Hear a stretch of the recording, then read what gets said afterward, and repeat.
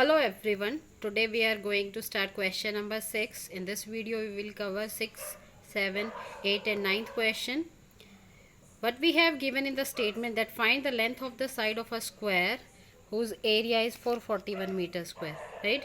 So you know that area of the square is side multiply by side. By the formula we know that area of square is we have given 441 meter square, and according to our formula it is side multiply by side. This is equal to 441 meter square. So this is side multiply by side. If you take side, I am taking here, let the side of square equal to x. I am taking x. So instead of side you will take x, multiply by x equal to 441 meter square, and now taking square root on both sides, because x multiply by x is x square, taking square root on both sides. So take this square root. So this is the square, so cut by square root and x will be remain here. 441 is 21 square, and the square root meter square you have given, it will become square root and square cancel for 21, and square root and square cancel with meter square also, so we will get 21 meter. So this is the right answer. So this is the solution, students. I hope you understand. Pause the video and note it down.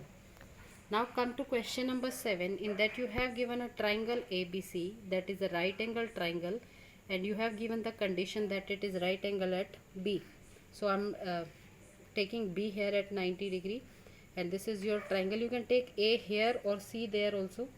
So I have taken A, B, C, A here. It doesn't matter, you can take C also here. So this is the right angle triangle and B is the 90 degree. In the first part the condition is AB 6 centimeter, BC 8 centimeter, and you have to find AC. What you have to find out is unknown. So you can take X instead of that, Y, Z or any variable, or you can simply write AC also. So I'm writing X here, you can take AC also. So in the right triangle ABC, Pythagoras theorem hold, because in the right angle triangle only the Pythagoras theorem hold. In the other triangles it is not possible. According to this, we have hypotenuse square. I am writing here hypotenuse square is equal to base square plus perpendicular square. This is what is the Pythagoras theorem, right? So our hypotenuse is AC, that is the longest side of the triangle. This is equal to AB square plus BC square, right? So AC is X, so you can write X square. AB is 6 centimeter, so you can write 6 centimeter square. BC is 8, so you can write 8 centimeter square. So this is X square. This is equal to 6 square is 36, and centimeter square you can put here. 8 square is 64 centimeter square, and then X square equal to, if you add you will get 100 centimeter square. Now if you want to find out X, you have to take square root on both sides. So square and square root will cancel for X, and you will get X here, and this is that 10 square centimeter square. 10 square is 100, that, and here square will be cancelled with square root and square will be cancelled with square root, and you will get 10 centimeter. So the hypotenuse is 10 centimeter. So you can write here AC is 10 centimeter, right? This is the solution, students. You can pause the video and note it down. Now come to B part. Here we have given AC, that is hypotenuse is 13 centimeter. BC, and it means base, we have given 5 centimeter, and we have to find out the perpendicular. So by Pythagoras theorem,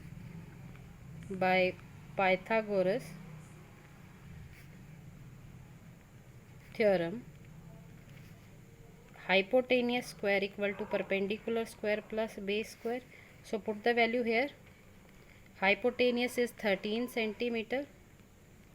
You can take the square equal to perpendicular we have not given, so you can write P or X. I have written here X, so I am writing X. You can write P also. X square plus base square means BC square, that is 5 square centimeter square, or you can write 5 centimeter square. So you know that 13 square is 169 centimeter square, and x square will be there, plus 5 square is 25 and centimeter square. So let us transpose this 25 from the right to left. You will get subtraction of 25 here, because it is positive, and x square will remain to the right hand side. So you can subtract 9 minus 5 is 4, 6 minus 2 is 4, and 1 is remaining here, centimeter square equal to x square. Now you know that 144 is the square of 12, so you can write 12 centimeter square, and here is x square. So taking square root on both sides, square and square root will cancel, and you will just get 12 centimeter, and square and square root will cancel, you will get x. So perpendicular or the length perpendicular is AB, that we have to find, or AB equal to 12 centimeter. So this is the solution of this question. Understand and pause the video and note it down.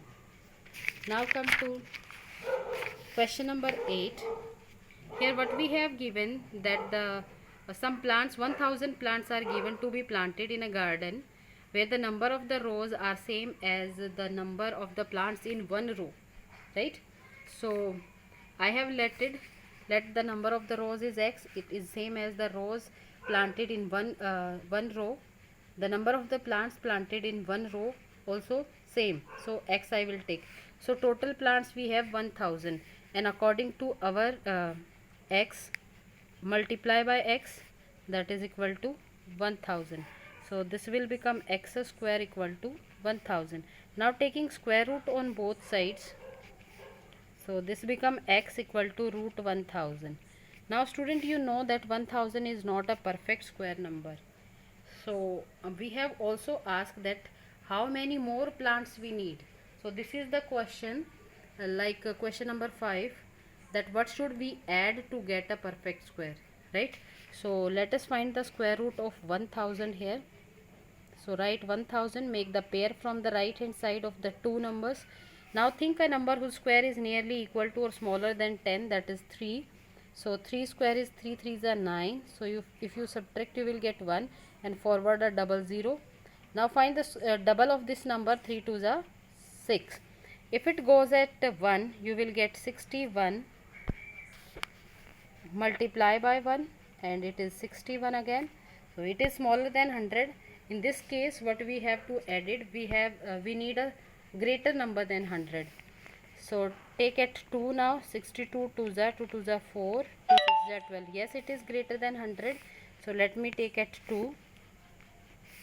So take at 124. Now subtract the upper part from the lower.